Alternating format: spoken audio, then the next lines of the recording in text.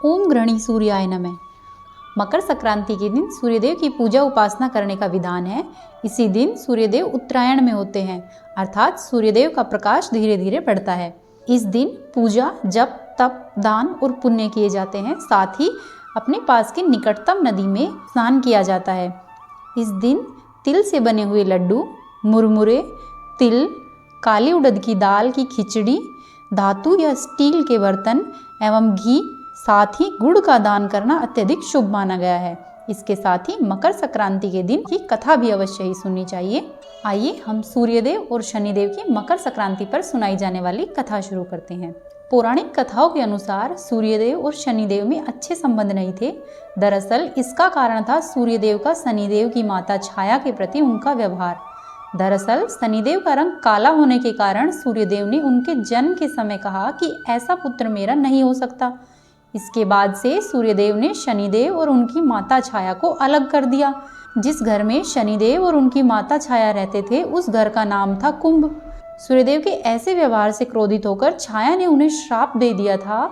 माता छाया ने सूर्यदेव को कुष्ठ रोग का श्राप दिया, जिससे क्रोधित होकर सूर्यदेव ने छाया और शनिदेव का घर जलाकर राख कर दिया। सूर्यदेव के पुत्र यमदेव को जब यह बात पता चली तो उन्होंने सूर्यदेव को उस श्राप से मुक्त किया। साथ ही उनके सामने यह मांग रखी कि वह उनकी माता छाया और शनिदेव के प्रति अपने व्यवहार में बदलाव लाएंगे। इसके बाद से सूर्यदेव को अपनी गलती का एहसास हुआ और सूर्यदेव ने शनिदेव और छाया से अपने व्यवहार में मधुर संबंध लाने की कोशिश की।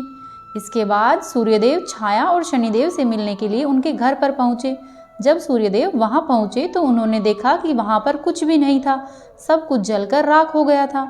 इसके बाद शनिदेव ने काले तिल से अपने पिता का बहुत ही खुश होकर स्वागत किया। शनिदेव के ऐसे व्यवहार से प्रसन्न होकर सूर्यदेव ने उन्हें उस दिन नया घर दिया, जिसका नाम मकर था। इसके बाद से ही शनिदेव दो राशियों कुंभ और मकर के स्वामी बन गए। शनिदेव के इस व्यवहार से प्रसन्न होकर सूर्यदेव ने उन्हें घर दिया। साथ ही यह भी कहा कि मकर संक्रांति के मौके पर जब भी मैं उनके घर आऊँगा तो उनका घर धन धान्य से भर जाएगा। उनके पास किसी भी वस्तु की कोई भी तरह की कमी नहीं रहेगी। साथ ही यह भी कहा कि जो भी लोग मकर संक्रांति के मौके पर मुझे काले तिल अर्पित करेंगे उनके जीवन में सुख, समृद्धि एवं धन धान्य की कोई कमी नहीं रहेगी। इसीलिए मकर संक्रांति के मौके पर सूर्यदेव की पूजा आराधना की जाती है एवं सूर्यदेव के साथ साथ शनिदेव को भी काले तिल अर्पित किए जाते हैं एवं उनकी व्रत कथा सुनी जाती है। बोलिए सूर्य भगवान की जय, बोलिए शनिदेव की जय। अब आप सुनिए मकर संक्रांति पर सुनी जाने वाली धर्मराज की कहानी। एक समय की बात है जब पृथ्वीलोक पर बब्रुवाहन नाम का एक राजा था। उसका राज्य बड़ा ही सुखद था, समृद्ध था एवं वहाँ के राजा भी बहुत ही दयालु थे। इसी राज्य में एक ब्राह्मण हरिदास भी रहता था। हरिदास एक तपस्वी था एवं उसका विवाह एक गुणवती स्त्री से हुआ। उसकी महिला बहुत ही सुशील, धर्मव्रती एवं पतिव्रती थी। गुणवती ने जीवन भर में सभी देवी देवताओं की उपासना की और सभी प्रकार के व्रत किए एवं दान धर्म भी किए। इसके अलावा वह अतिथि की सेवा को अपना परम धर्म मानती थी। ऐसे ही हंसी खुशी और ईश्वर की उपासना करते हुए वह वृद्ध हो गई और उसकी मृत्यु हुई तो यमदूत उसे अपने साथ धर्मराजपुर ले गए। जब वह यमलोक में पहुंची तो वहां पर सुंदर सिंहासन पर धर्मराज विराजमान थे और उनके पास में ही चित्रगुप्त जी बैठे थे। आपको पता ही होगा कि चित्रगुप्त जी के पास सभी प्राणियों के पाप पुण्य का लेखा होता है। चित्रगुप्त प्रभु को प्राणियों का लेखा जोखा सुना रहे थे, तभी वहां यमदूत गुणवती को लेकर पहुंचे। गुणवती उन्हें देखकर थोड़ी भयभीत हुई और मुख नीचे करके खड़ी हो गई। चित्रगुप्त ने गुणवती का ब्यौरा निकाला और धर्मराज जी को बताया। धर्मराज ने पूरा ब्यौरा देखा, वे प्रसन्न हुए, परंतु फिर भी उनके मुखमंडल पर थोड़ी सी उदासी छाई रही। यह देखकर गुणवती ने पूछा कि हे प्रभु, मैंने तो सारे सत्कर्म ही किए, फिर भी आपके मुख पर यह कैसी उदासी है? इसका कारण क्या है? कृपया करके मुझे बताइए कि मुझसे क्या भूल हुई है। तब यमराज ने उत्तर देते हुए कहा, हे देवी, तुमने सभी देवी देवताओं के व्रत किए हैं, उपासना की है, परंतु फिर भी तुमने मेरे नाम से कुछ पूजा या पाठ या कोई भी दान धर्म नहीं किया। धर्मराज की यह बात सुनते ही गुणवती क्षमा याचना करने लगी और कहने लगी कि हे प्रभु, मुझे आपकी उपासना के बारे में कुछ ज्ञात नहीं था, इसीलिए अज्ञानतावश मैंने आपकी कोई भी पूजा उपासना नहीं की। कृपया करके मुझे वह उपाय बताइए प्रभु, जिससे कि सभी मनुष्य आपकी कृपा का पात्र बन सके। यह सुनकर गुणवती ने धर्मराज जी से क्षमा याचना की और कहा कि मैं आपकी उपासना नहीं जानती, कृपया करके वे उपाय बताइए। मैं आपके मुख से आपकी भक्ति का मार्ग सुनना चाहती हूँ और मेरी यह इच्छा है कि मृत्यु लोक अर्थात धरती पर वापस जाकर आपकी भक्ति करूं और सभी लोगों को इसके बारे में बताऊं। धर्मराज जी ने उसकी विनती सुनकर उससे बताया कि जिस दिन सूर्यदेव उत्तरायण में प्रवेश करते हैं, यानी कि मकर संक्रांति के दिन मेरी पूजा शुरू करनी चाहिए और उस दिन से लेकर पूरे 1 वर्ष तक मेरी पूजा करते हुए कथा सुननी चाहिए और एक दिन भी पूजा या कथा नहीं छूटनी चाहिए। इसके साथ ही पूजा करने वाले व्यक्ति को धर्मराज के इन 10 नियमों का पालन करना चाहिए। धीरज रखे एवं संतुष्ट रहे, अपने मन को वश में रखे और सभी को क्षमा करे, चोरी या अन्य दुष्कर्म नहीं करे, मानसिक एवं शारीरिक शुद्धि रखे, इंद्रियों को वश में रखे, बुरे विचारों को मन में न लाए, पूजा पाठ एवं दान पुण्य करे, व्रत करे एवं कहानी सुने, सच बोले एवं सभी से अच्छा व्यवहार करे, साथ ही क्रोध न करे। धर्म के इन सभी 10 लक्षणों का पालन करते हुए पूरे 1 वर्ष तक मेरी कथा नियम से सुने, दान पुण्य व परोपकार करे एवं अगली मकर संक्रांति पर इस व्रत का उद्यापन करे। अपने सामर्थ्य से मेरी एक मूर्ति बनवाकर विधि विधान से प्राण प्रतिष्ठा करवाकर हवन एवं पूजन करावे, साथ ही चित्रगुप्त जी की पूजा भी करे एवं काले तिल के लड्डू का भोग लगाए, ब्राह्मण भोज करवाए व बांस की टोकरी में 5 सेर अनाज का दान करे। इसके अलावा गरीबों या जरूरतमंदों को गद्दा, तकिया, कंबल, छप्पन, लोटा व वस्त्र इत्यादि का दान करे। हो सके तो गोदान भी करे। धर्मराज से व्रत की पूरी कथा एवं जानकारी लेकर गुणवती ने पुनः धर्मराज से प्रार्थना की, हे प्रभु, आप एक बार फिर से मुझे वहां पर भेजिए। हे प्रभु, मुझे फिर से मृत्युलोक में जाने दीजिए, जिससे मैं आपके व्रत कर सकूं और इस व्रत का प्रचार भी कर सकूं। इस पर यमदेव ने अपनी सहमति दे दी।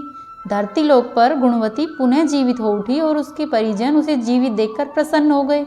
गुणवती ने धर्मराज से हुए वार्तालाप के बारे में अपने पतिदेव एवं सभी लोगों को बताया एवं कहा कि हम यह व्रत अवश्य ही रखेंगे, धर्म के नियमों का पालन भी करेंगे।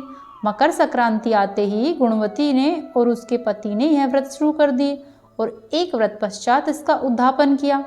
इस व्रत के प्रभाव से उन पर धर्मराज की कृपा हुई और उन्हें मोक्ष की प्राप्ति हुई। बोलो यम धर्मराज की जय। अब आप सुनिए मकर संक्रांति पर सुनी जाने वाली कपिल मुनि की कहानी। पौराणिक कथा के अनुसार राजा सगर अपने परोपकार और पुण्य कर्म से तीनों ही लोकों में प्रसिद्ध थे। चारों ओर उनका ही गुणगान था। इस बात से देवता के राजा इंद्र को चिंता होने लगी कि कहीं राजा सागर स्वर्ग के राजा न बन जाए। इसी दौरान राजा सागर ने अश्वमेध यज्ञ का आयोजन किया। इंद्रदेव ने अश्वमेध यज्ञ का घोड़ा चुराकर कपिल मुनि के आश्रम के पास बांध दिया। अश्वमेध यज्ञ का घोड़ा चोरी होने की सूचना जब राजा सागर को मिली तो उसने अपने सभी 60,000 पुत्रों को उसकी खोज में लगा दिया। वे सभी पुत्र घोड़े को खोजते हुए कपिल मुनि के आश्रम तक पहुँचे। वहाँ पर उन्होंने अश्वमेध यज्ञ का घोड़ा देखा। इस पर उन लोगों ने कपिल मुनि पर घोड़ा चोरी करने का आरोप लगाया। इससे क्रोधित होकर कपिल मुनि ने राजा सागर के सभी 60,000 पुत्रों को अपने श्राप एवं अपनी तपाग्नि से भस्म कर दिया। यह जानकर राजा सागर भागते हुए कपिल मुनि के आश्रम आए और उनके पुत्रों को क्षमादान देने का निवेदन किया। तब कपिल मुनि ने कहा कि सभी पुत्रों के मोक्ष के लिए एक ही मार्ग है, तुम मोक्षदायिनी गंगा को पृथ्वी पर लेकर आओ। राजा सागर के पोते राजकुमार अंशुमान ने कपिल मुनि के सुझाव पर प्रण लिया कि वे जब तक गंगा माँ को पृथ्वी पर नहीं लाते तब तक उनके वंश का कोई भी राजा चैन से नहीं बैठेगा। वे तपस्या करने लगे। राजा अंशुमान की मृत्यु के बाद राजा भागीरथ ने कठिन तप से माँ गंगा को प्रसन्न किया। माँ गंगा का वेग इतना अधिक था कि वे पृथ्वी पर उतरती तो सर्वनाश हो जाता। तब राजा भागीरथ ने भगवान शिव को अपने तप से प्रसन्न किया ताकि वे अपनी जटाओं से होकर गंगा माँ को पृथ्वी पर उतरने दें, जिससे गंगा जी का वेग कम हो सके। भगवान शिव का आशीर्वाद पाकर राजा भागीरथ धन्य हुए। माँ गंगा को अपनी जटाओं में रखकर भगवान शिव गंगाधर बने। जब माँ गंगा पृथ्वी पर उतरी तब आगे आगे राजा भागीरथ और पीछे पीछे माँ गंगा पृथ्वी पर बहने लगी। राजा भागीरथ माँ गंगा को लेकर कपिल मुनि के आश्रम तक आए।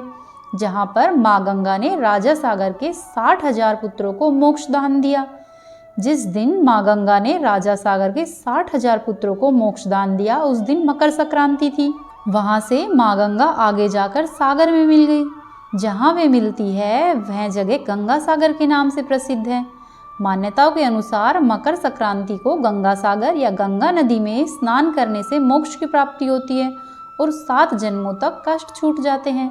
साथ ही इस कथा को कहने वाले, सुनने वाले और होकारा भरने वाले सभी को भगवान की कृपा प्राप्त होती है।